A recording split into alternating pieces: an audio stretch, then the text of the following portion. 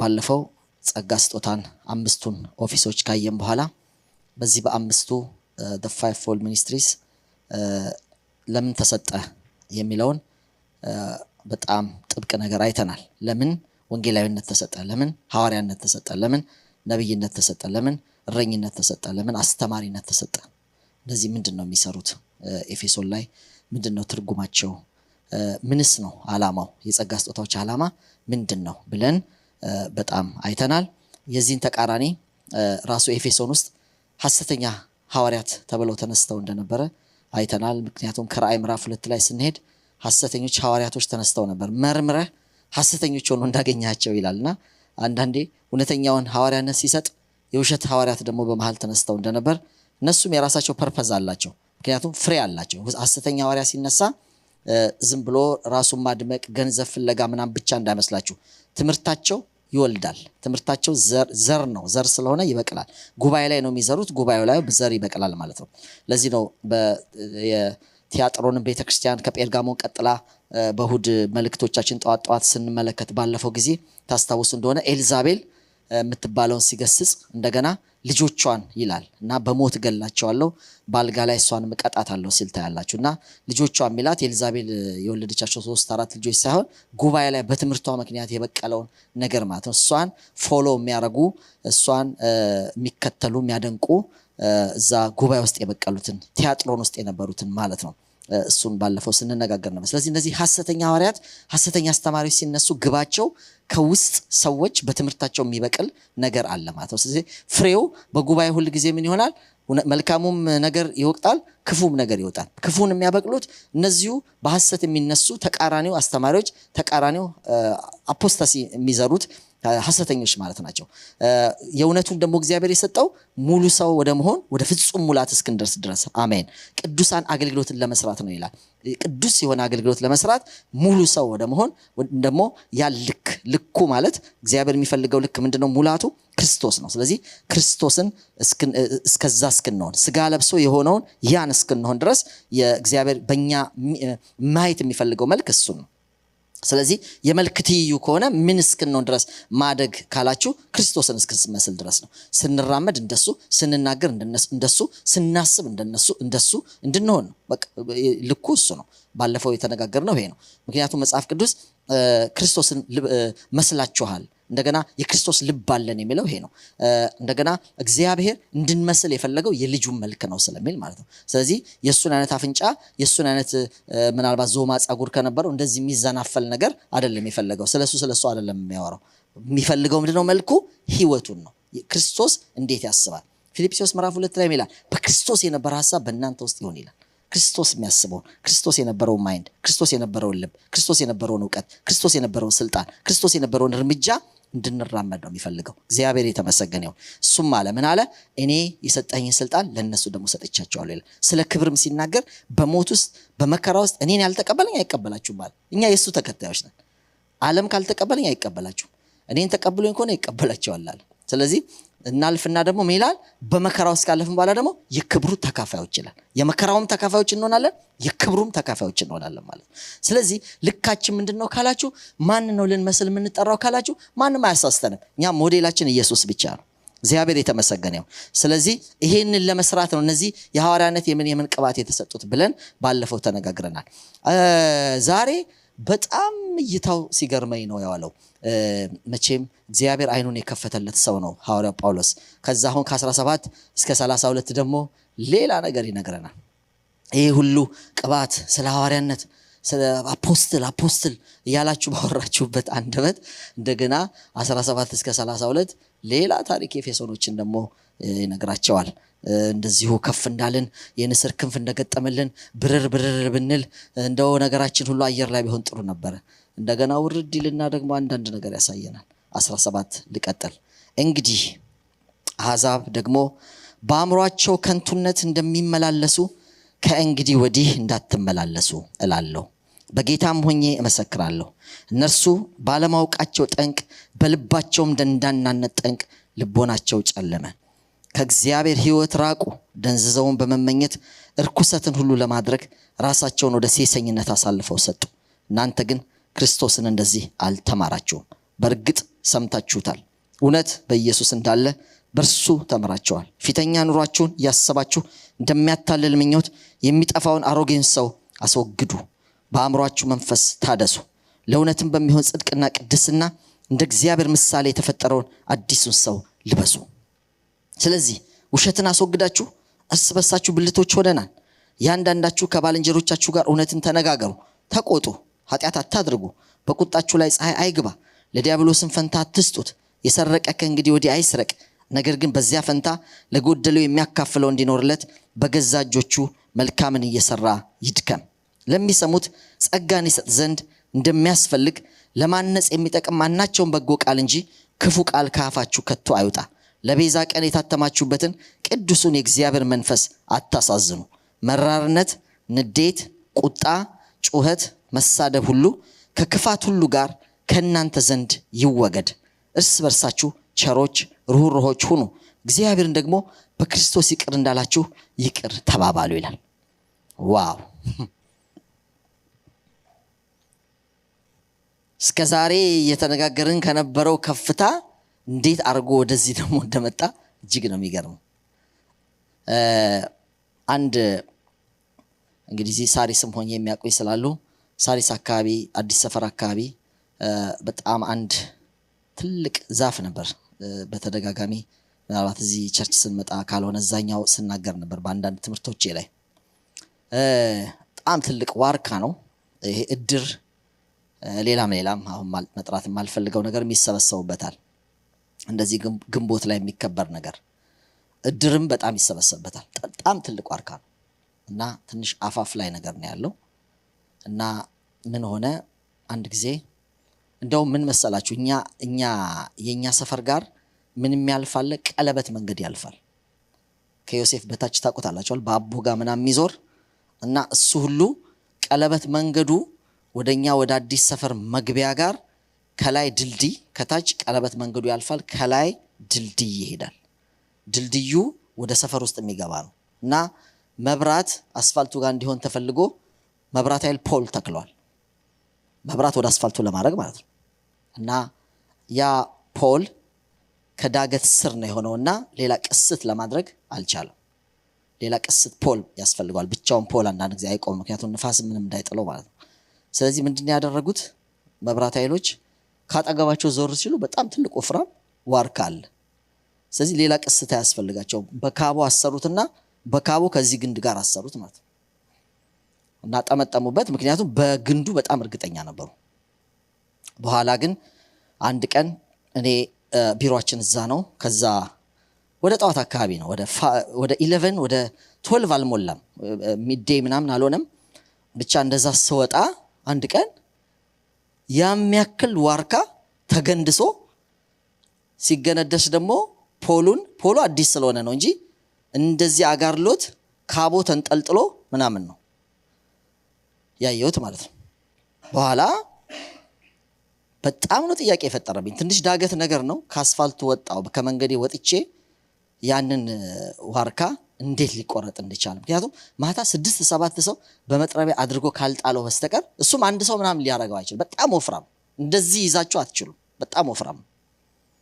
እንግዲህ መብራት ኃይል ራሱ የተሳሳተው በውፍረቱ ነው። የሚያክል ነገር እንዴት መቼም ቢሆን ሊወድቅ ስለማይችል ማለት እና ማን ተረባርቦ ምክንያቱም ምን አረጋቸው ብዬ እንደ ወደ ግንዱ፣ ምክንያቱም በጣም ተቆርጦ ትላንትና ያየሁት ነገር ስለሆነ አዲስ ነገር ስለሆነ አዲስ ከሆነ የፈለጡት ነገር ከውስጥ ይታያል። አዲስ ልጥ ነገር ይታያል፣ ከቅርፊቱ በኋላ ይታያል። እና ጠጋብዬ ሳይላችሁ ምንም አዲስ ነገር የለም። አዲስ ነገር ምንም የለም። እና የተገነደሰው እንደዚህ ተገንድሶ የተቆረጠበት ጋራ ይሄ ሁለቱ የሚጋጠምበት የቁርስ ያለበት ቦታ ላይ ስመለከት አዲስ ልጥ አይደለም። እንዴ ትንሽ ብቻ ነው አዲስ ልጥ ያለው። ጠቅላላ ውስጡ ይሄ ውፍረቱ በሙሉ የቦረቦረው ነገር ለካ በከቨር ተሸፍኖ ነው እንጂ ሌላም የቦረቦረው ነገር ውስጡ ነበር። ተበልቶ ዝም ብሎ ውፍረቱን ጠብቋል እንጂ ለካ ትንሽ ንፋስ ብቻ ነው የሚያስፈልገው።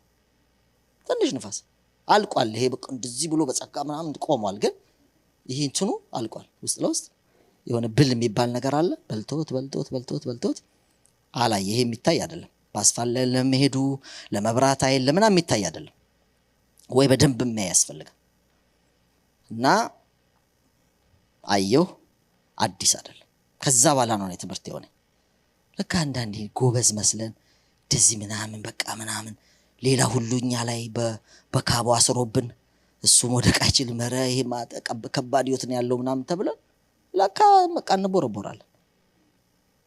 ጳውሎስ ከዚህ መሰለ የሐዋርያነት ምናምን ባለፈው 2 ሳምንት አስደንቆን አሮጌ ነገር አስወግዶ ወደ ታች መጣ። በቃ ወደ ውስጥ መጣ ነው። እንዲህ ነው ክርስትና። አያችሁ አንዳንዴ ብዙ ሰዎች የተታለሉት ምንድነው ስል በቃ ከባድ የመንፈሳዊ ቃላት ስለሆነ ጉባኤው ላይ የሚነገረው ይሄ ራሱ ብረቱ ተቀጣጥሏል በቃ አሜን ነው በልሳን ነው ራሱ ሰላምታቸው ምናምን ከፍ ያለ ነገር ነውና አሮጌ ነገር አስወግዶ ምናምን የሚባል አይባልም። አይመስላቸውም፣ የሚቦረቦር አይመስላቸውም።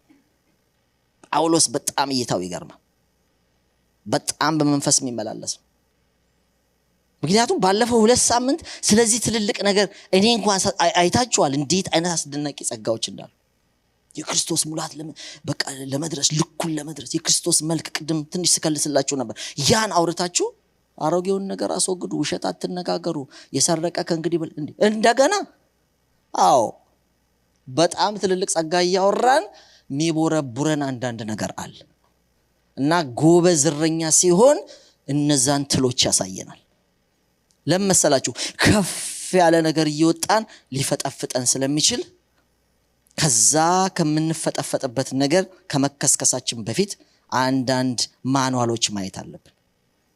እሱን ነው ከ17 እስከ 32 ድረስ የሚያሳያቸው። ስለዚህ ጠቅላላ ርዕሳችን ሜቢ ዛሬና የሚቀጥለው ሳምንት ይሆናል አሮጌውን ነገር አስወግዱ የሚል በቃ ቲዮሎጂካል ስያሜ ነው።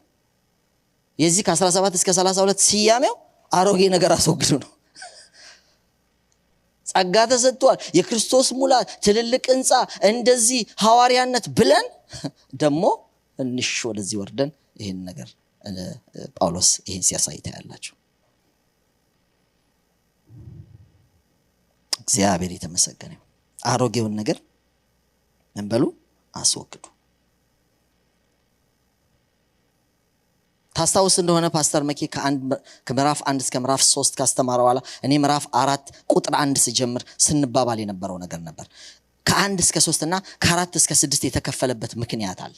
ከ1 እስከ 3 ተምረን ከ4 እስከ 6 ባንማር ወየውልን ስላችሁ ነበር። ለምንድን ነው? ከ1 እስከ 3 ምንድን ነው? ተቀብለሃል ነው፣ ከፍ ብለሃል ነው፣ በሰማያዊ በረከት ተባርከሃል ነው። እግዚአብሔር ያደረሰን፣ እግዚአብሔር በክርስቶስ የሰጠን፣ እግዚአብሔር በቃ በጣም በክርስቶስ የሰራውን ትልልቅ ነገሮች ነው ስናወራ የከረም ነው ባለፉት ጊዜያቶች። ከዛ ከ4 እስከ 6 ይሄን የተቀበለ ሰው እንዴት ይኖር ነው ብያችሁ፣ እንዴት እንመላለስ ስለዚህ ብሎ ነው የሚጀምረው። እንዴት እንመላለስ እንግዲህ ስለዚህ የሚሉ ቃላቶች ከዚህ በኋላ ይበዛሉ። አያችሁ? ስለዚህ አሁን እነዚህ ስለዚህዎች በትክክል እየመጡ ያን ከተቀበልን በኋላ ያን ሰማያዊ በረከት በሰማያዊም በምድራዊም በረከት በትልልቅ ነገሮች ሲነግረን የነበረው ነገር አሁን መምጣት ጀመረ። ታስታውሱ እንደሆነ ኤፌሶን ምዕራፍ 2 ላይ እነሱ የወጡበትን ነገር ሲያስታውሳቸው ነበር አይደለም? ኤፌሶን ምዕራፍ 2 በበደላችሁ በኃጢአታችሁ ሙታን ነበራችሁ፣ በክርስቶስ በዚህ ዓለም እንዳለው ኑሮ በማይታዘዙ ልጆች ላይ አሁን ለሚሰራው መንፈስ አለቃ እንደሆነው በአየር ላይ ስልጣን እንዳለው አለቃ ፍቃድ በፊት ተመላለሳችሁ። በፊት በእነዚህ ልጆች መካከል እኛ ሁላችን የስጋችን የልቦናችንን ፍቃድ እያደረግን በስጋችን ምኞት በፊት እንኖር ነበር። እንደ ሌሎች ደግሞ ከፍጥረታችን የቁጣ ልጆች ነበር። ሌሎች እንደሚሆኑት ነበር። ነገር ግን እግዚአብሔር በምሕረቱ ባለጠጋ ስለሆነ ከወደደን ከትልቅ ፍቅሩ የተነሳ በበደላችን ሙታን እንኳን በሆነን ጊዜ ከክርስቶስ ጋር ሕይወትን ሰጠን። በጸጋ ድናችኋል። በሚመጡ ዘመናት በክርስቶስ ኢየሱስ በእኛ ባለው ቸርነት ከሁሉ የሚበልጠውን የጸጋውን ባለጠግነት ያሳይ ዘንድ ከእርሱ ጋር አስነሳን። በክርስቶስ ኢየሱስ በሰማያዊ ስፍራ ከእርሱ ጋር አስቀመጠን። ጸጋው በእምነት አድኗቸዋል። ይህ እግዚአብሔር ስጦታ ነው እንጂ ከእናንተ አይደለም፣ ማንም እንዳይመካ ከስራው አይደለም። እኛ ፍጥረቱ ነን፣ እንመላለስበት ዘንድ እግዚአብሔር አስቀድሞ ያዘጋጀው መልካሙ ስራ ለማድረግ በክርስቶስ ኢየሱስ ተፈጠረን ይላል። ሙታን እንደነበርን የአየሩ አለቃ በሪሞት እኛ ቲቪያችንን ምናችንን አንዳንድ የህፃናት መጫወቻዎች መኪናዎች በሪሞት እንደሚነዱ የሆነ ሰምዌር ተቀምጦ በሪሞት ሲያሽከረክረን ሲፈልግ ሲያሰድበን ሲፈልግ ሲያራግመን ሲፈልግ እንዲህ ያረገን የነበረ መጫወቻ ሆነ እንደነበረ እንደዛ ነን። የቁጣ ልጆች ከፍጥረታችን ነበረን። አሁን ግን በክርስቶስ እያለ ይነግረናል። አያችሁ ወደዚህ ወጣችኋል ብሎ አሁን ደግሞ ክለሳ ነው። አያችሁ ብዙ አረም መጀመሪያ ጊዜ ካጸዳችሁ በኋላ ወይም ተጠብጠብ ብላችሁ ነጭ ልብስ ከለበሳችሁ በኋላ እሱ የክርስትናን ጅማሬ ነው የሚያሳየው። በኋላ በብዙ ጸጋ በብዙ ሐዋርያነት በመናምን እየተራመዳችሁ ሳለ የሚነካንን አንዳንድ ነገሮች እያጠብናቸው ካልሄድን ያስቸግራል። ክርስትና ፍተሻ ነው። ገላትያን ብትመለከቱ በጣም ብዙ ብሎ ራሱን ብትመለከቱ 14 ዓመት ቆይቶ ሶስተኛ ሰማይ ደርሶ ከመጣ በኋላ ከ14 ዓመት በኋላ በስጋዩን በመንፈስ አላቅም እዛ ደርሶ የመጣ ሰው አለ። ሰው ሊናገረው ሰው ሊያየው የማይችለውን ነገር አይቶ መጥቷል ይላል ስለ ጳውሎስ። ከዛ በኋላ እኮ ነው ከ14 ዓመት በኋላ መንፈስ ቅዱስ ሂድና ለዋኖች ራስን አሳይ ሲሎታ ያላቸው። ስለዚህ ይላል ገላትያ ምዕራፍ 2 ቁጥር 1 እስከ ቁጥር 4 ስትመለከቱ በከንቱ ሮጬ እንዳልሆን ወይም በከንቱ እንዳልሮጥ ለአሕዛብ የሰበኩትን ወንጌል ለዋኖች አስታወቅኳቸው ይላል። ማን ነው ይሄን ፈትሽ ያለው? መንፈስ ቅዱስ ነው። ሐዋርያው እንኳን 14 ዓመት ካገለገለ በኋላ ሶስተኛ ሰማይ ደርሶ የመጣበት ጋር ይገናኛል ይባላል። ከ14 ዓመት በኋላ በስጋዩን በምን ያለበት እዚህ ጋር ደግሞ ከ14 ዓመት በኋላ ወዴት ሄድኩኝ እንደተገለጠልኝ ወጣው ወደ ኢየሩሳሌም ሁለተኛ ጊዜ ወጣው የሚለት እነዚህ ቃላቶች ሁለቱ አንድ ናቸው ይባላል። ስለዚህ ትልልቅ ሰማይ ላይ ትልልቅ ጸጋ ላይ ከወጣን በኋላ ራሳችን የምንፈትሽበት ነገር ይብዛልን። አያችሁ ይብዛልን። አለዛ ምንድነው እነዚህ ነገሮች ብዙዎቹን ያሳቱ ናቸው። በጣም የትናየት ከደረሱ በኋላ ዝቅ ብሎ ራስን መመርመር አልተቻለም። አንድ የታወቀ ዘማሪ አንድ ጊዜ እንደው ምን ነካ ያን ጊዜ ደሳለኝ ሆቴል ተገናኘንና ኢትዮጵያ ያለው ነው እንደው ምን ነካ ይገርማል። እኔ በቃ አንድ ቁጥር አንድ አወጣው ከገጠር መጣው ቁጥር አንድ አወጣው። ከዛ በኋላ ቆዳ ጃኬት ማድረግ ጀመርኩ። ምንም በቃ የሚይዘኝ ጠፋል። በጣም ያቃተኝ ልንገርህ ቁጭ ብሎ መማር አልቻልኩም። ታዋቂ ሆነ አንድ ካሴት ወጣች ታዋቂ ሆንኩኝ። ከዛስ እኔ ቁጭ ብዬ የሆነ ሰው ስር መማር ጊዜ ራሱ ጠፋ። መካሪም ይፈራል። እዚህም ፖስተር ላይ ወጣን ሰው መምከር እኮ ከባድ። አያችሁ እየበረሩ እያለ ያስቸግራል።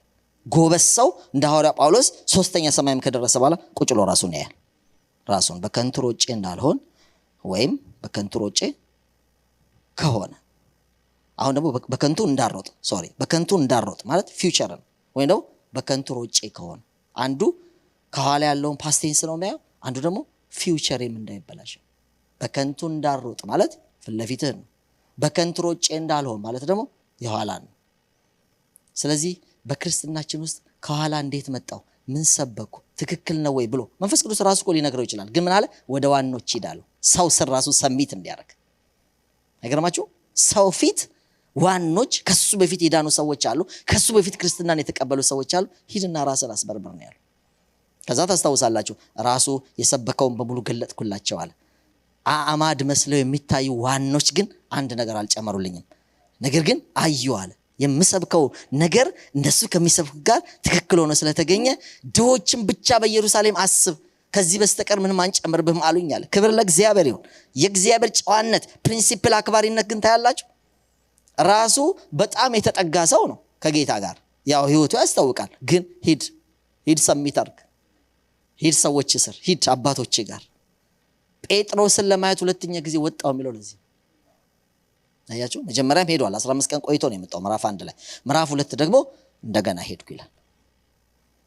እግዚአብሔር የተመሰገነ ነው። ስለዚህ ወገኖቼ አንዳንዴ ትልልቅ ነገር ውስጥ ከተነገረን በኋላ መትረፍ ማለት ትክክለኛው ክርስትና እሱ ነው። ቁጭ ብላችሁ ደግሞ ራሳችሁን መገምገም፣ ራሳችሁን ማየት። ጳውሎስ ያደረገው ይሄ ነው። ይሄም የሚያክል የጸጋ ስጦታ እስከ ቁጥር 16 ከተናገረ በኋላ 17 ላይ ይሄን ነገር ይናገራል ብላችሁ አትጠብቁ።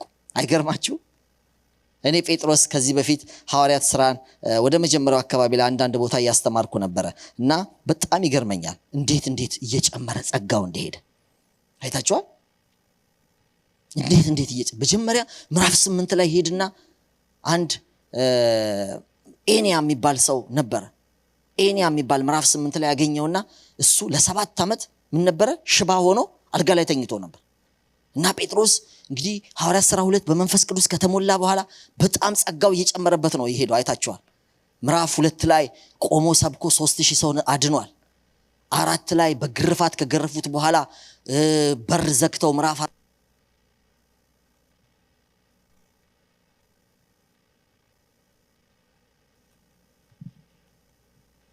ወደ ዛቻቸው ተመልከት ብሎ ትንሽ ቀንሰለ።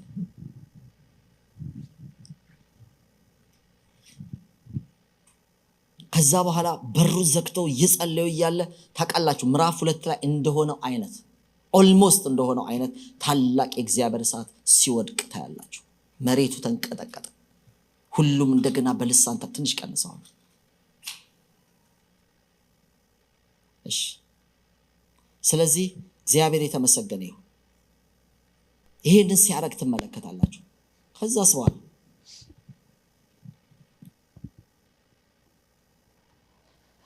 ሃሌሉያ ይሻላል።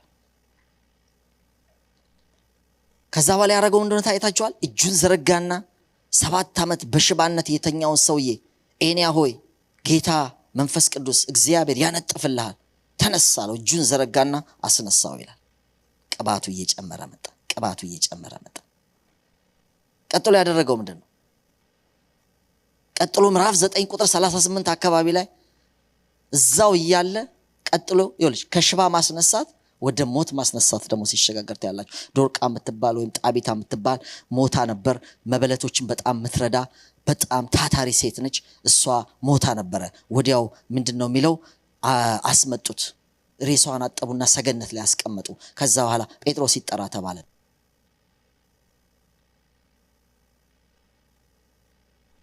ቼክ ከዛ በኋላ ወደ ዶርቃ ሄዶ ምን አደረገ? በሬሳው ፊት ተንበረከከ። በሬሳው ፊት ተንበረከከ። እየጨመረበት ነው የመጣው። እዩት። በር ዘግቶ ሲጸልይ መንፈስ ቅዱስ ሲመጣ ሲሰብክ 3000 ነፍስ ይድናል። ኤንያን ሄዶ ከ7 ዓመት ሽባነት ያስነሳል። አሁን እስካሁን ሞት አስነስቶ ያቅም ነበር። አሁን ደግሞ ሄድና ሞት ያስነሳል። ዶርቃ ሞተች። መቅበር አልፈለግንም። አንተ እዚህ ቅርብ እንዳለ ሰምተን አስመጣን። ይገርማል። እና ለሞተ ሰው ጠራችሁኝ። ከዚህ በፊት እኔ ኤክስፒሪየንስ የለኝም ብሎ አልሄደም። በሩ ዘጋ፣ ተንበረከከ፣ ጸለየ። ልክ ጌታው እንዳደረገው ነው። እጁን ዘረጋና አስነሳት። የምትበላውን ስጧት አለ። ልክ ጌታው ያደረገውን ነው።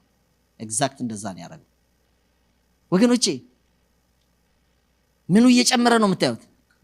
ቅባት፣ ጸጋ፣ አደራረግ በሱ ውስጥ እየባሰ ነው። ቀጥሎ ያደረገውን ነው የምነግራችሁ። ምንድን ነው ያደረገው? ከዛ በኋላ ቁርበት ፋቂው ስምዖን ቤት ሄደና ምን አረገ? ሞት ማስነሳት፣ በየቦታው እየዞረ መፈወስ። ቅባት ብሎ እዛም አይደለም የዞረው፣ ሰገነቱ ላይ ወጣ። አያሌ ቀን በጾምና በጸሎት። ክብር ለእግዚአብሔር ይሁን። መቼ ከዛ ቤት እንደወጣ ታውቃላችሁ? መቼ ነው? ጎበዝ ሰው መንፈስ ቅዱስ ማን ቤት? ቆርኔሌዎስ ምዕራፍ 10 ማለት 8 ኤንያ 9 ዶርቃ 10 ላይ የወጣው ቆርኔሌዎስን የእግዚአብሔር መልአክ በመሰዊያው ለጸሎት አይደለም ሲሄድ አግኝቶ ጴጥሮስ የሚባለውን ሰው ከቁርበት ፋቂው ስምዖን ቤት ሂድና አስመጥተ ከሱ ስማ ሲባል ነው የወጣው። ታውቃላችሁ ከጾም የተነሳ ተርቦ ነበረ። በጣም ተርቦ በተመስጦ ውስጥ ሸማ ጨርቅ ወድቆለት አይደል ወርዶ ብዙ ማይበሉ የሚመስሉ በእስራኤል ሀገር እንስሶች መተውለት መንፈስ ቅዱስ እነዚህን አርደ ብላ ሲለው ታያላችሁ። እኔ የሚያጸይፍ ነገር ጌታው በልቻ አላቅም። አንድ አይደለም 3 ጊዜ ተሟገተ። ከጌታ የመጣው ድምጽ ግን እግዚአብሔር ቅዱስ ያደረገውን ርኩስ የምታረግ አንተ ማን እያለ ይከራከረው ነበር። ራእይ ነው ነገሩ። ልክ ይሄን ብሎ ጨርሶ ሳትከራከር አሁን መተው ሰዎች ይፈልጓል ከነሱ ጋር ሂድ ይለዋል። እነዛ ሰዎች አሕዛቦች ነበሩ። ከአሕዛብ ጋር በፍጹም አይሆን። ትላንት ሳልቬሽን እያስተማርኩኝ ዮሐንስ ወንጌል በዛው ያጠናን ነውና አንድ እህት ጠየቀች። ጌታ ኢየሱስ ክርስቶስ ከጲላጦስ ወደ ገዢው ግቢ እየወሰዱት እያለ ወሳጆቹ እኮ ናቸው ወሳጆቹ ሊሰቅሉት። ዮሐንስ ወንጌል ምዕራፍ 18 ነው እያጠናን የነበረው የትላንትናው። እና ወደ ገዢው ግቢ፣ ገዢው ማለት ሄሮድስ ነው። ሄሮድስ ሮማዊ ነው። እና እንደዚህ የሚወስዱት ወደዚህ የሚያደርጉት ሰዎች ምኖች መሰላችሁ? ካህናቶች ናቸው። እና ከፊት ለፊታቸው ምን ደርሷል ይላል? ፋሲካ ደርሷል ይላል። እና ፋሲካ በግ የሚበሉት ከአሕዛብ ጋር ያልተነካካ ሰው ነው፣ አይጨባበጡም። እና ወደ ገዢው ግቢ ሊገቡ አሉና ኢየሱስም ማድረስ አለባቸው። ግን ከገቡ ደግሞ ምን አይበሉም? በግ አይበሉም። ሊረክሱ ነው፣ ሰውየውን ሊነኩ ሊረክሱ ነው። ስለዚህ ምን አረጉ ይላል? እንዳይረክሱ ወጡ ይላል። ዋናውን ኃጢአት ኢየሱስን እየሰቀሉ ነው። ተራ በግ ለመብላት የ120 ብር በግ ሰውየው ውዱን የእግዚአብሔር በግ እየሰቀሉ ምንም አይመስላቸውም። እዚህ ጋራ ተራ የ120 ብር በግ ለመብላት መርከስ ስለሌለባቸው ገዢ ግቢ ውስጥ መግባት ፈሩ ይላል። ዋው! እና ለምን ፈሩ እያለች አንድ ጠይቀኝ በጣም እየገረመኝ እየመለስኩ ነበር። ጴጥሮስ ወደ ርኩስ ምናምን የሚላቸው ነገሮች ነበሩ። ምን እያደረገ? ሽባ እያስነሳ፣ ሙት እያስነሳ ቅባት መስራት ቀጥሏል። ጸጋ መስራት ቀጥሏል። ወደ ህይወቱ ስትመጡ ግን አሮጌ ነገር አለ። ምንድነው አሮጌ? እስቲል አሕዛብና ምናምን ብሎ ይለያል። እስቲል መንፈስ ቅዱስ እሱን የሚያስረዳው ለዚህ ነው። እንዴ እግዚአብሔር የቀደሰውን አታርክስ እንጂ እያለ 3 ጊዜ። በጣም ከጴጥሮስ የሚያስቀኝ አንድ ኮሜንተሪ ጻፊ በጣም አጽንኦት ሰጥቶት እያሳቀኝ ነበር ከዚህ በፊት ያነበብኩትና ጌታ ሆይ ይልና አልበላም ይላል። ይሄ ሰሞኑን የሰር የሚለን መኪያል አለ። የሰር እኮ በቃ እንትን ነው ወጣቻው መታዘዝ ብቻ ነው። ወታደር ሆነ ጌታ ሆይ ብለ አልበላም ማለት አይድም ራስ ጌታ ብለ አልበላም። ጴጥሮስ እንደዛ when it come to his life ጌታ ሆይ አልበላም። ወደ ግሬሱ ሙት ያስነሳል፣ ሽባ ያስነሳል። ምንም ይፈራው ነገር የለም። ጸጋ ሊያድግ ይችላል። የሚቦረቡር ግን ካለ እሱን ያነሳሳልን። 17 እስከ 32 ማለት እሱ 17 እስከ 32 አሮጌ ነገርና አላችሁ ነው የሚላቸው። ጸጋ እኮ አድጓል። ስለ አፖስትል ምናምን ትልልቅ ቅባት አውርተን እንደገና አሮጌ ነገር አስወግዱ፣ ውሸት በማላችሁ አይኑር። በጣም ተራ ሆነ ማለት ወረደ። በጣም የሚወረብር ነገር ስላለ ስለዚህ ጴጥሮስን አስተማረው ማለት ነው። ያን እንግዲህ ላይፍ ታሪኩን ከዛ ልትመለከቱ ትችላላችሁ። እና ከፋፍለን እንመልከት። በዚህ ቁጥር 1 እስከ 3 ላይ የምዕራፍ 1 እስከ 3 ድረስ የተደረገውን ነገር ልክ ወደ ጸጋ ስጦታ እየገባን እያለ አንዳንድ ነገር በህይወት ላይ ስለነበሩ እነሱን ይነካካቸዋል። ለምሳሌ ከቁጥር 17 እስከ 19 ብትመለከቱ በቃ ዳይሬክትሊ የሚመክረው ምክር ታያላችሁ። እንግዲህ አሕዛብ ደግሞ በአእምሯቸው ከንቱነት እንደሚመላለሱ ከእንግዲህ ወዲህ እንዳትመላለሱ። ሃሌሉያ! አሕዛብ እንዴት ነው የሚመላለሱት? የአእምሮ ከንቱነት አላቸው። እንደሱ ነው የሚመላለሱት። እናንተ እንደዛ እንዳትመላለሱ፣ እንደ ድሮ እንዳትመላለሱ። አያችሁ፣ ብዙ ጊዜ የጸጋ ስጦታ ምናምን ማውራት ስንጀማምር ትልልቅ ነገሮች፣ በጣም ትልልቅ የሆኑ ነገሮች ማውራት ስንጀማምር እነዚህ ነገሮች የሚወራ ራሱ ሰው አይመስለውም፣ ሚነካካ አይመስለውም። ግን ሰይጣን ቀጥሎ የሚያደርገው ምንድነው? በአሮጌ ነገሮች እኛ መያዝ ይጀምራል። አሮጌ ነገሮች ወደኛ ማምጣት ይጀምራል። እኛ ኦሬዲ ትልልቅ ነገር እያወራን ነው። ይሄ ነገር የሚነካን ራሱ አይመስለን። ለዚህ ነው ብዙ ጊዜ ያስፈራቸዋል እኮ በጣም በአፋቸው የሚናገሩት አንዳንድ ሰዎች የሚገርም ቃላት ነው። ከዛ ወደ ህይወታቸው ስትሄዱ ከሆነ ነገር ጋር ደግሞ አልተላቀቁም። አያችሁ፣ እሱ ማውራት አይፈልጉም። ከሱ ጋር ዲል ልታረጓቸው ስትሉ በቃ እንትን ይሏቸዋል። እኔ ቀላል ሰው እንዳይመስል፣ እኔ በቃ ወዲያው ይሄ በሰሩት ስራ ወዲያው ይመጡባቸዋል። እንዳትገስጿቸው። እኔ ባለፈው እኮ አይን ስውር የፈወስኩ ነኝ። እኔ እኮ እንትን ሀገር ሄጄ ከ20 ሰው አጋንንት የወጣው ይላቸዋል። ዲል እንዳታረጉ። ጳውሎስ ግን እነዚህ ነገሮች አልፈራም። ምክንያቱም ጸጋ ባለፈው እንደነገርኳችሁ በተቦዳደሰም ነገር ውስጥ እስቱኮ ተደርጎ ሊቀባ ይችላል። ቅባት ላይ ተስፋ ማድረግ የለብንም። መቀባት ጥሩ ነው፣ ለቸርች ይጠቅማል፣ ለወንጌል ይጠቅማል፣ ምንም ጥርጥር የለው። ጸጋ ላይ ስትሮንግሊ ነው የምናስተምረው። ቸርቿን በጸጋ ታምናለች። ሰው መቀባት አለበት። በጣም ትኩረት የምናደርገው ግን ባክ ያለው ህይወት ነው። እሱ ከባድ ስለሆነ ምክንያቱም ጸጋ ሰው ሙትን ቢያስነሳ ላይድን ይችላል። ሙታን አስነስቶ ላይድን ይችላል ያሉት እንደዚህ እኮ አይደለም? በስምህ አጋንንት አስወጥተን መዓት ሚራክል አድርገን አይደል? ወንደር ሳይንስ ሰርተን እነዚህን ሁሉ አድርገን ነበር። እሱ ምን አላቸው? አላወቅኳችሁ ነው እንደውም አላወቅኳችሁ። ስለዚህ ትውውቅ እንደውም በኋላ በደንብ አነሳዋል። ትውውቅ፣ የህይወት ትውውቅ ጸጋዎች ማድረጋቸውን ብቻ ሳይሆን በህይወት ጥራት መሄዳችንን ጳውሎስ እዚህ ላይ አጽንኦት የሚሰጠው ለዚህ ነው። የድሮ ምልልስ እንዳታረጉ። የትኛው ምልልስ? ምዕራፍ 2 ላይ ቅድም ያነበብኩላችሁ ምልልስ ምን ይላቸዋል? ይሄ ሁሉ ጸጋ ካወራ በኋላ ያ ነገር ግን እንዳይደገም ይላል። ወደዛ ነገር ግን እንዳትመጡ ይላል። እንግዲህ አሕዛብ ደግሞ በአእምሮአቸው ከንቱነት እንደሚመላለሱ። የአእምሮ ከንቱነት አይታችኋል? የአእምሮ ከንቱነት ምንድን ነው? በቃ ማስተውል አእምሮ የፈለገው ርክስ የሚል ያን አእምሮ እንደዛ እንደተመላለሱ ምልልሱ ነው በጣም የማይፈለገው ምልልሱ ነው። አያችሁ?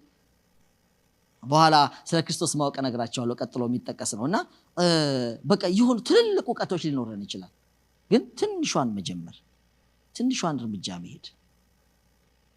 አትመላለሱ፣ ከእንግዲህ ወዲህ እንዳትመላለሱ እላለሁ፣ በጌታም ሆኜ እመሰክራለሁ።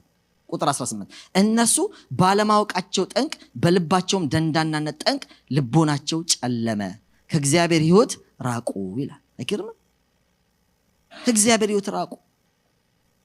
ያልተለወጡ ሰዎችን በኤፌሶን 2 እንደምታዩቸው ሰዎች እነሱም የቀድሞ ሕይወታቸው ያው እንደነበረ አሁን ያንን ሕይወት እንዳትደግሙት ይላቸዋል።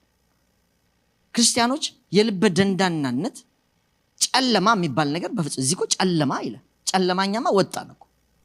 ግን አንዳንድ ሰው የጸጋ ስጦታ ውስጥ ሁሉ ወደ ህይወቱ ስትመጡ ጨለማ ውስጥ በምንድን ነው የሚበልጠው?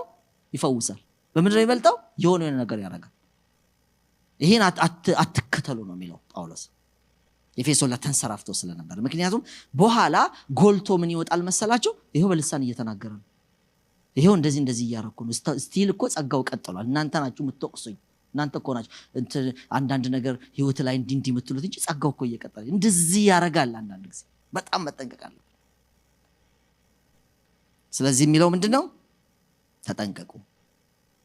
ሁለተኛ ቆሮንቶስ ምዕራፍ 4 ከ3 እስከ 6 ምንድነው የሚለው? ይሄ እዚህ 18 ላይ የሚናገረው እነሱ ባለማወቃቸው ጠንቅ በልባቸው ደንዳና ጠንቅ ልቦናቸው ጨለመ። እስቲ ልቦናቸው ጨለመ በሉ። ይሄ አይናቸው እኮ እየሰራ ነው። እንደውም ማየት ብቻ አይመስለኝም፣ እንደውም ሊፈውሱ ይችላል። አይነ ስውር ሁሉ ሊፈውሱ ይችላል። ጸጋ ነው የሚሰራው። ጸጋ እኮ ምን ችግር አለ? ጸጋ እኮ ይሰራል። ጸጋ እኮ ቅባት ነው።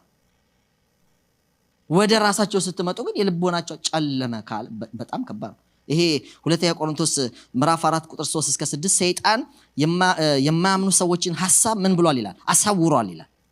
እውርነት፣ ይሄ የልብ ጨለማነት የሚለው ነገር ለማያምኑ ሰዎች የሚሰራ ነው። አሁን ደግሞ በጸጋ ስጦታ ከተሞሉ ሰዎች ጋር ያው ጨለማነት ካለ ትክክል አይደለም ነው የሚለው ጳውሎስ። ትክክል አይደለም ነው የሚለው። አያችሁ፣ ብዙ በጸጋ እንደ ጴጥሮስ ኤንያን ሲያስነሱ፣ ዶርቃን ሲያስነሱ፣ እዚህ ጋርም ሲሰራላቸው፣ እዚህ ጋር መሐረባቸውን ሲጥሉ፣ እዚህ ጋር የሆነ ነገር የሰራላቸው ነገር ቀጥለው ደግሞ ልክ የስምዖን ቤት አድርጎ ሰገነቱ ላይ ወጥቶ ድብቅ ብሎ እንደጸለየ ራሳቸውን ቢፈትሹ የትና የት እንደርሳል። ግን ሰይጣን ሆን ብሎ የሚያረጋችሁ ጸጋዎች ብቅ ማለት ሲጀምሩ ሰው ራሱን መፈተሽ ያቆማል። ሶስተኛ ሰማይ ደርሶ ከመጣ በኋላ ጳውሎስ ራሱን ያስፈትሻል ብላችሁ ታስባላችሁ? ሂድና ራስን አመርምር። ሶስተኛ ሰማይ ለደረሰ ሰው ራስን ማስመርመር ምናምን እኔ አልቀበልም። አያችሁ፣ እሱ ግን እንደዛ ነው። ሶስተኛ ሰማይ ደርሶ ያልመጣ ሰው እኔን አይመረምረኝ ብለዋል እኮ አንዳንዶች።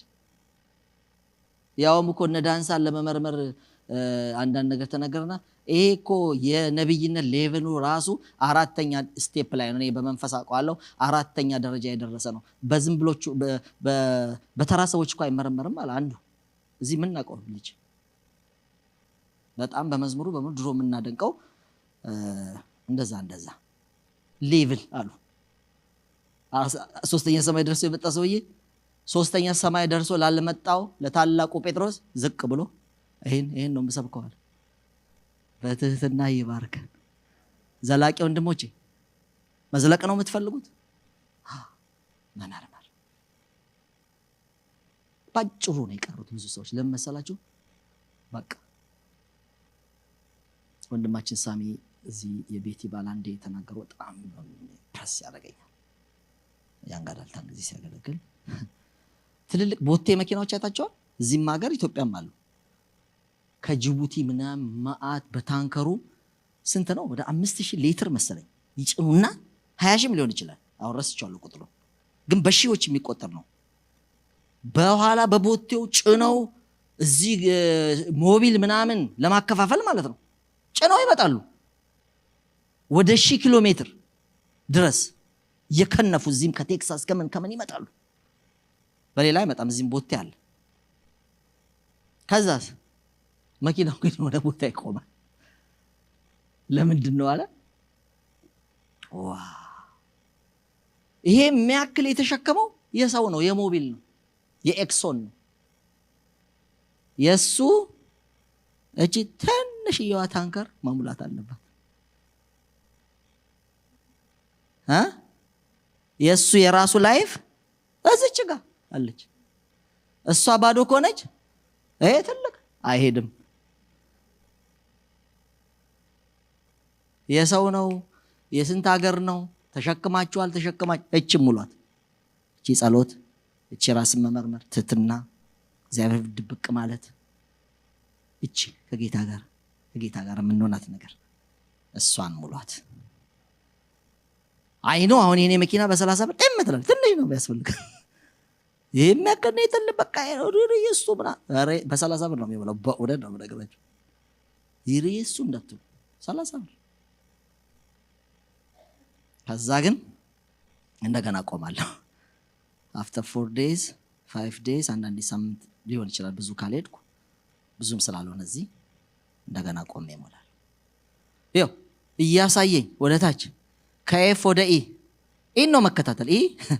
ኤምፒቲ ኮንክ በኋላ የፈለገ እዚህ የሰው የኒውዮርክ የአዲስ አበባ ጸጋ ወደ አውሮፓ የሚሄድ ጸጋ ብትሸከም እንኳን እችኑ ካል አትሄድም።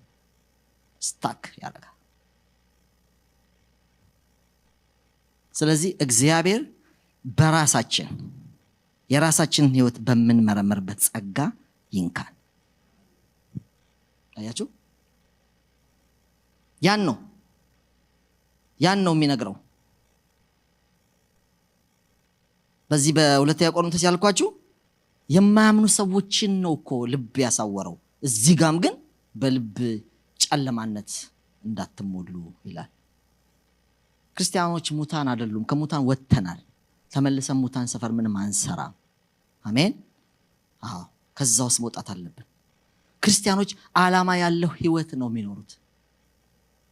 ዓላማ ቢስ የሆነ ነገር ቀድሞ ከምዕራፍ 2 ወደዛ ጥለነዋል። የማይመጣ እንዳመስላችሁ ተመልሶ ይመጣል። ወደ ማን ይመጣል? ወደዚህ ግሎ ወደ ነበረ ምጣድ እየቀዘቀዘ ሲያይ ዝንቦች ይመጣሉ። የጋለ ሰዓት የማይጠጉ ነገሮች በረሮ ምናምን ልክ መነቃቀሉን ሲያይ እስቲ ቼክ አድርገው ነቃቅሎት እኮ ይሆናል። ንቅልቅልቅል አድርገነዋል። በቃ አሜሪካ መጣን፣ ሶኬቱን ነቅለናል፣ ምን ነቅለናል፣ ቅዝቅዝ ብለን የሆነ ጸሎት ትተናል። የሆነ በቃ መጠጋት ያቺ ከእግዚአብሔር ጋር የምንነካካት ነገር ያቺ የለች። ዝንቦች ይመጣሉ። በቃ ምጣዱን ይወሩታል። እንዴ ይሄ እኮ ምዕራፍ 2 ላይ ነበር። አትንቀሉት። ይጋል እንደጋለ ነው። አሜሪካ ምንም ኦፍ ኮርስ በጣም ብዙ ችግር የሚያስጥሉ ነገሮች አሉ፣ ግን አግሉት። ይንደድ። አሁንም ጠዋት ተነሱ፣ አሁንም ማታ ሳትጸልዩ አተኙ። ሰሞኑን ያንጋዳልት ይሄን እያወራን አሁንም አግሉት። እዛ ባይ ገባው አሜሪካ ገባው ብለም እንደሱ ቢሆን አሪፍ ነበር። ተከትሎ ማን ነገር ነው እዚህ ጠብቀ።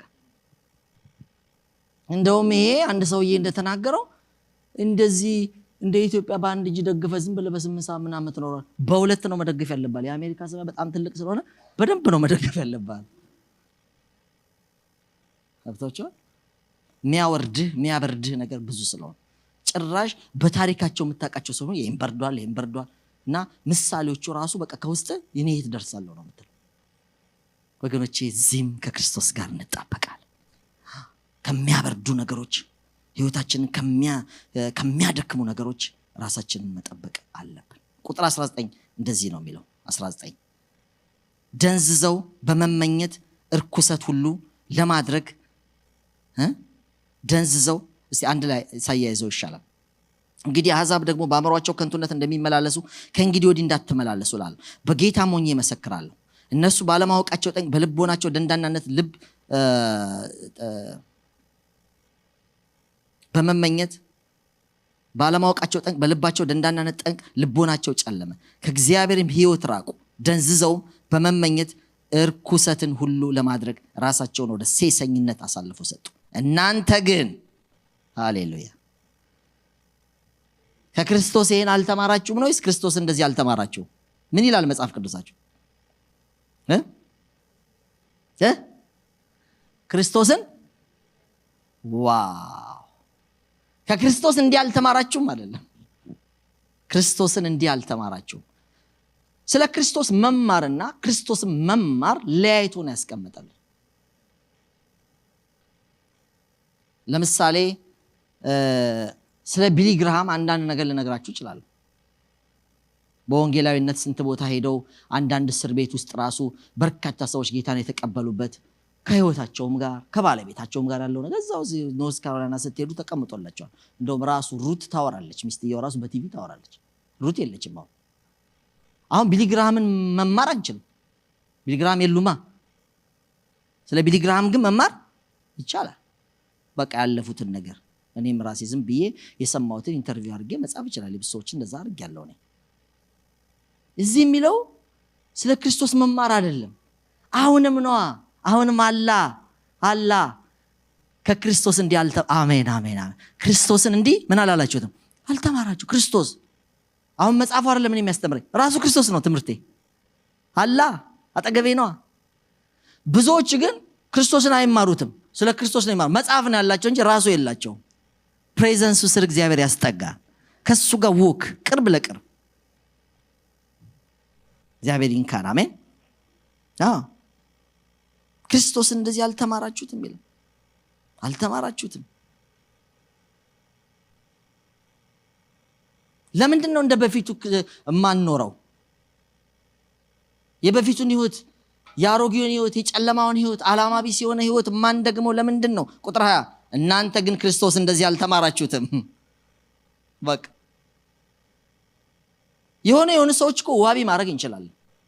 ምን እሱስ እንደዚህ ሞት እያስነሳ እንትን እያለ ይሄ መሰለ ጸጋ እያለ ግን እኮ እንደዚህ ነው፣ ግን እኮ ይጠጣል፣ ግን እኮ ይላል ሰዎች። ከአንዳንድ ነገር አልተላቀቀም ይላል። እኛ ዋቢ እኔ ከክርስቶስ ነው የተማርኩት። ክርስቶስ እንዲህ ተናግረዋል፣ ክርስቶስ እንደዚህ ሄደዋል፣ ክርስቶስ ይሄን አድርገዋል ነው የምለው። እኔ የክርስቶስ ተከታይ ነኝ። ክርስቶስን ነው የምከታተለው። ስለዚህ ማድረግ የሌለባችሁ ምንድነው? ክርስቶስ ያን ስለማያደርግ ነው። ቁጥር 21 እንደዚህ ነው የምለው 20 እናንተ ግን ክርስቶስን እንደዚህ አልተማራችሁም ጋር በእርግጥ ሰምታችኋል፣ እውነት በኢየሱስ እንዳለ በእርሱ ተምራችኋል። ሃሌሉያ። እውነት ማጋን ያለው እስቲ አሜን። ኢየሱስ ጋር እውነት በክርስቶስ ነው የተማርነው። እውነት ነው። ውሸት የዲያብሎስ ነው። እውነት የክርስቶስ ነው። የእውነት ነገር ሲሆን የክርስቶስ መንፈስ ይሰራል። ውሸት ሲሆን የውሸት አባት ይመጣል። እውነት ሲሆን እውነት፣ መንገድ፣ ህይወት ማን ነው? ኢየሱስ ነው። እኛ የኢየሱስ ሲሆንን በእውነት መንገድ እንሄዳለን፣ እውነት እንናገራለን። ውሸት የውሸት አባትን ነው የሚያከብረው። የውሸት አባት ዮሐንስ ወንጌል ላይ ማንን ነው ይለዋል? ውሸታም የውሸት አባት ዲያብሎስ ነው ይለዋል። ከመንገድ ጀምሮ ማዳንን ከመገልበጥ ጀምሮ ትክክለኛ ያልሆነ ህይወት ከመኖር ጀምሮ የውሸት ህይወት የውሸት በቃ ምንም እግዚአብሔር ባክ ሌላ ዚጋ ሌላ የውሸት እሱ ሲሆን ምንድነው? ሌላ ነው የምታነክሱት። የእግዚአብሔር መንፈስ ኦፕሬት እንዲያደርግ ሃሌሉያ። እግዚአብሔር እውነተኛ ኑሮ ይፈልጋል። እውነተኛ አካሄድ ይፈልጋል። በቃ እሱን ነው የሚላቸው። ለምሳሌችሁ በጸጋ በጣም እየተሞላን በጣም እየተቀባባን ስንሄድ ይኸውላችሁ አሁን በጸጋ የተቀባ ሰው ከባድ ሰው ልንገራችሁ ሰሎሞን ነው። በህይወት ደግሞ የተባረከ ሰው ልንገራችሁ ዳዊት ነው። የብዙ ሰዎች ምሳሌ ነው። ምንም እንከን አልባ ስለሆነ አይደለም ነግራችሁ፣ በጣም ከባባድ ኃጢአቶችን ፈጽሟል። ግን በቃ እንደ ልቤ ያለው ሲበድልም ንስሐ የሚገባ ጥርት ያለ ከመጀመሪያ ከሐስከፈ ንጹህ ህይወት ነው ባልላችሁም፣ ግን በደከመባቸውም ጊዜ ተክሳጽ ሲመጣበት ሰበብ የማይሰጥ ድፍት የሚል ማቅ የሚለብስ የገባው ሲወጣ ሲገባ የሚያስፈቅድ ዝም ብሎ ተነስቶ ጠላትን አገኘው የሆነው ቀኑ ሲሉት ዝም ብሎ የማያርድ ያረገውን እንኳን ትንሽ ነገር አድርጎ የሚጸጸት ወይኔ እግዚአብሔር በቀባው ላይ የሚል ፍርት ያለ የፍርሃት ልብ ፈሪሃ እግዚአብሔር የሞላበት ሰው የህይወት ምሳሌ አድርጎታል። ለነገስታት ወይ በዳዊት መንገድ ሄደዋል ይላል፣ ወይ በኢዮርብዓም ኃጢአት ወድቀዋል ይላል። ምሳሌ ያረጋቸው ሰሎሞን ዳዊት ቤት አልሰራ፣ በዞን ጥርስ በሚገርም ወርቅ ለብጦ አስገራሚ መቅደስ ታቦቱን አስገብቶ ደመና ሁሉ ወርዶ ካህናት ማገልገል ሲያቀታቸው የሆነው በሰሎሞን። ሰሎሞን አስገራሚ መቅደስ ነው የሰራው። ግን አስገራሚ ደግሞ ለካሞሽና ላስታሮት ጣዖት ቤት ሰርቶ አስገራሚ መስዋዕት ደመና የሚያመጣ አሸብሽቧል። መዘምራን አስቆሙ። እዚህ ደግሞ መስገጃ አሰርቶ አጥኗል። አስገራሚ እግዚአብሔር በቃ በገባውን ተገልጦ በቃ ምን አይነት ልመና ነው ዋው ጸሎት ሁሉ ብሏል። በቃ ሰማይ አሁን አንተ እንደዚህ ያለት በቃ እንደውም ስለ ሀብት አልጸለይክም እንደውም ሀብት እሰጥሃለሁ ብሎ እግዚአብሔር ሁሉ ባረከው በብልጥግና። ጥበብ ነው የለመነው የነበረው። ጥበብም እሰጣለሁ ግን ሀብትም እሰጥሃለሁ ሲሎታ ያላችሁ መጨረሻ 2 ጊዜ በገባውን ተገልጦ ቢገስጸውም አልሰማም ይላል እግዚአብሔር። መጨረሻችን ያሳምር። አነጋጋሪ መቅደስ መስራት አነጋጋሪ ጸጋ ሳይሆን ይቀጥላል ወይ ይሄዳል ወይ ይዘልቃል ወይ? የሚያዘልቀው ምንድነው? ካራክተር ነው። ካራክተር ነው፣ ህይወት ነው። እቺ ህይወቷን መያዝ እንዳይሸውዳችሁ። ትልልቅ ጸጋ እኔማን ይመክረኛል ኢንተርናሽናል ሰው ነኝ በኢንተርናሽናል ላይ መመከር ያለብኝ ብለው ወድቀዋል ብዙ ሰዎች እያየናቸው። ኢንተርናሽናል የሚባል ነገር የለም። 3ኛ ሰማይ ደርሰ ልትመጣ ትችላለህ። ደርሶ ባልመጣው በጴጥሮስ ለመመከር ራስን ሰሚት። አሜን። ይሄ ነው አያችሁ፣ እነዛ ነገሮች ናቸው የሚያሳድጉት።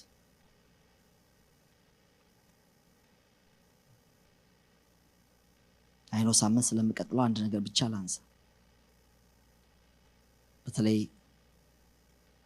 ከ24 በኋላ ያለውን ነገር እንደ እግዚአብሔር ፍቃድ ሳምንት እናነሳዋለን። እውነት በክርስቶስ ነው ያለው። ስለዚህ አሮጌውን ሰው መወገድ አለበት። ቁጥር 23 እናንብብ። ፊተኛ ኑሯችሁን እያሰባችሁ እንደሚያታልል ምኞት የሚጠፋውን አሮጌውን ሰው አስወግዱ። አሁን አፖስትል ምናምን ያ ሁሉ ቁጥር 12 11 ላይ እንደዛ የተወራበት አሁን አሮጌውን ነገር አስወግዱ መባል ነበረበት። አዎ አያችሁ፣ በጣም ትልልቅ ነገር እየተወራ ነው ጉባኤ ውስጥ፣ ግን ሲያያቸው ገና አሮጌ ነገር አልተወገደም። አሮጌ ነገር አልተወገደም። በአእምሮአችሁ መንፈስ ታደሱ፣ በተለወጠ አስተሳሰብ ሂዱ ነው የሚል። ጸጋ ያድግና አስተሳሰብ ካላደገ ይገርማል። አደገኛ ነገር እየሰራን የሚገርም ነገር ጌታ የሚያከብር ነገር ቅዱሳን የሚታነጹበት ነገር እያደረገን አእምሮአችን ግን ህፃን ይሆናሉ። በቃ ህፃን።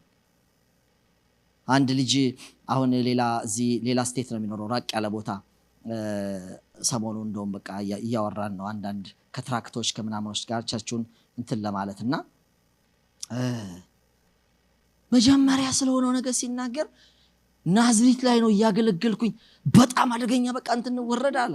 እኔ ራሴ ፊልሙን ሳላየው አልቀርም። ፊልሞቹ ተለቀው ነበር በዛ ጊዜ። ከዛስ ሲፈልጉት ከጓሮ ደግሞ እሱ ልጅ ነው ብይ እየተጫወተ ነው።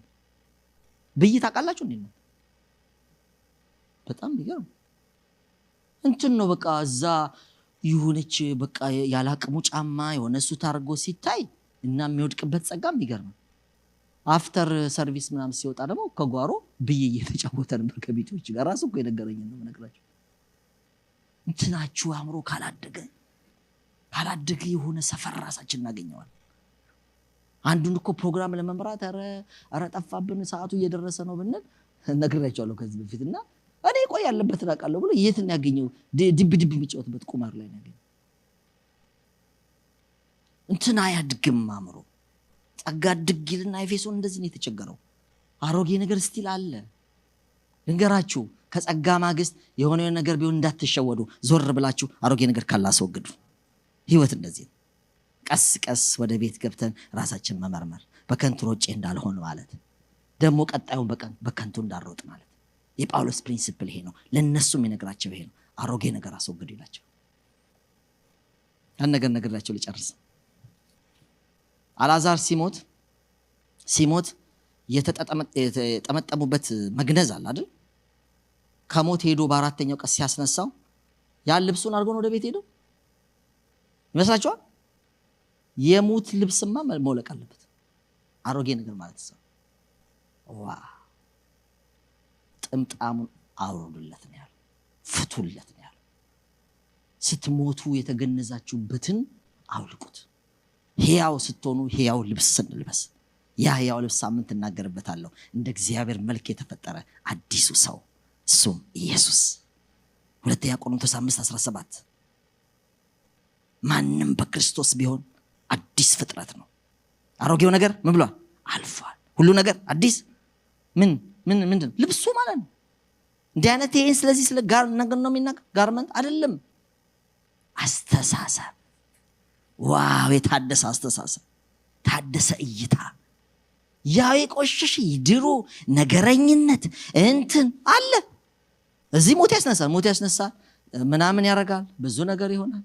ያ አለ በቃ ተጎትቶ እኔ እግዚአብሔር ይሄንን የዛሬ 20 ዓመት ያስረዳኝ ለ15 ቀን ጾም ጸሎት ይዤ አንዳንድ የዲሳይፕልሺፕ ክላስ ላይ ተናግሬያለሁ።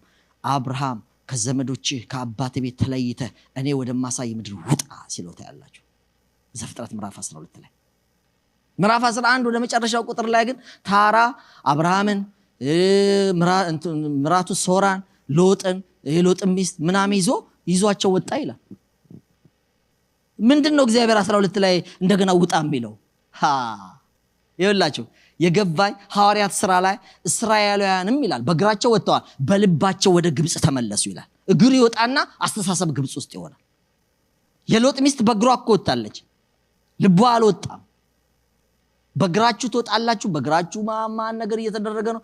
የዝባዝንኬ ከእናት ከአባት ከሀገር የሚለው ግን በሐሳብ ተሸክመ ነው ያለው። ምንድነው ይሄ ነገር ስትባሉ እኔ አያቴ እንደዚህ ነበረች፣ ከአያቴ ነው የተጋባ። ራስ ወግድ፣ አሮጌ ነገር አስወግድ። እንዴ ለምንድን ነው ተከትሎ ነው የመጣው? እኛ አዲስ አስተሳሰብ። እስቲ በአእምሯችሁ መንፈስ በሉ፣ ምን በሉ? ተለወጡ እንጂ ይሄን ዓለም ምን አትበሉ፣ አትምሰሉ። አሮጌውን ነገር ከስራው ጋር ገፋችሁታል። ሃሌሉያ! ገፋችሁታል። አሮጌ ነገር መወገድ አለበት። የዛሬ ምሽት ጸሎታችሁ፣ የዚህ ሳምንት ልመናችሁ፣ እግዚአብሔር ሆይ ተከትሎኝ የመጣ አሮጌ ነገር ቸርች ውስጥ አብሮኝ የገባ እንደውም እንደዚህ በሉ፣ አንድ ወር ነው የቀረን 2025 2026 ልንገባ ነው። 2026 ከመግባታችን በፊት በዚህ በቀረው በአንድ ወር እስከ ዛሬ ዓመታት የተሸከምኩት አሮጌ ነገር እኔም አልፈልገው አንተም አትፈልገው፣ አንተንም እያናደደ ያለው እኔም ልቤን እያበሳጨብኝ ያለው ነገር አሮጌ ነገር ከኔ ላይ ይውደቅ። ሳታድሰኝ አዲሱ ዓመታት ትክተተኝ በሉት።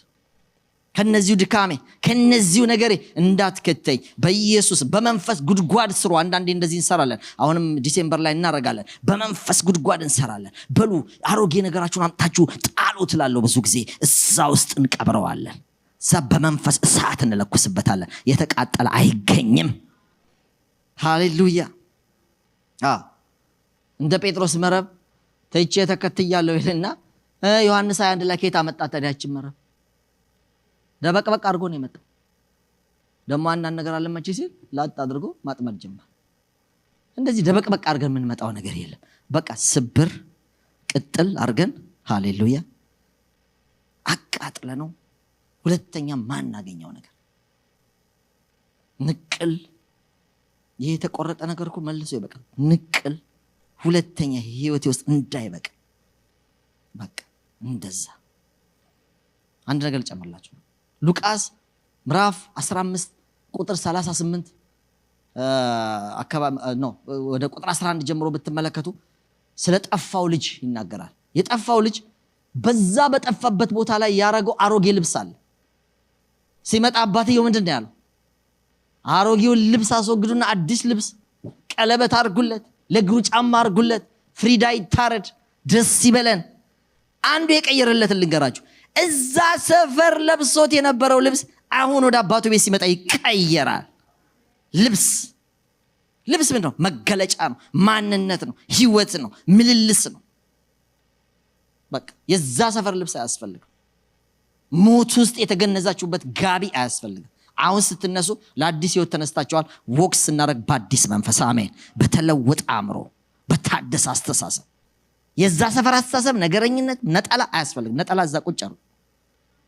እስቲ አሜን አሜን አሜን። አያስፈልግም። ይሄማ የዛ ነው በሉ። ይሄ የዛ ሰፈር ነው። እዚህ ምን ትሰራል? እንዴት ብቅ አልክ እኔ ላይ በል፣ በኢየሱስ ክርስቶስ ሂድ። እናንተ ከሚጮህ አጋንንት ብቻ ነው የምትፈልጉት? ይሄ መባረር ያለበት ብዙ ነገር አለ። በጣም እንደውም እኛ አጋንንት አይደለም እየረበሸን ያለ፣ ባህሪ ነው እየረበሸን ያለ። ያልተሰራ ነገር ስንት ኮተት ተሰብስቦ አብሮ ተጠመቀ። ትላንት አንድ እጅ መታኝና ረጅ ግን ተጠምቋል አልኩት፣ የራሴ ወዳጅ ስለሆነ። ገብቷቸዋል። በቃ ቺን አንድ ወር ተጠቀሙበት፣ ይንቀልልን፣ በቃ ይዋገድ። ከየትም ነው አምዘግዝጎ የሚጥላችሁ። ተማሩ ከሌሎች። እግዚአብሔር ትምህርት ያድርግልን። እንዝለቅ፣ ረኛ እንሄድለት በደንብ። በቃ ህይወት ይሻለናል። እስቲ ተነስተን እንጸልይ።